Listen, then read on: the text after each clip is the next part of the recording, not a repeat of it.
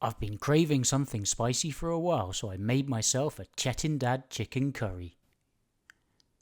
I start off by slicing my chicken thigh into chunks, add that to a bowl, mince my garlic nice and fine along with some ginger too.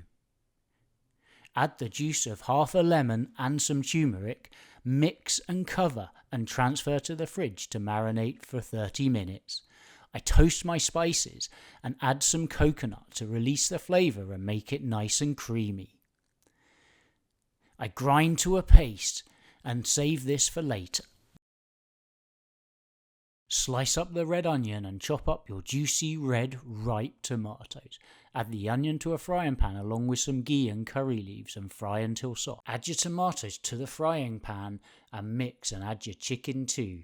Keep on moving so it doesn't stick and burn and it releases those beautiful flavours and aromas. Add in your masala paste and mix it up until it looks like this and smells delicious. Serve with rice and some palak paneer for a beautiful Chetin Dad chicken curry.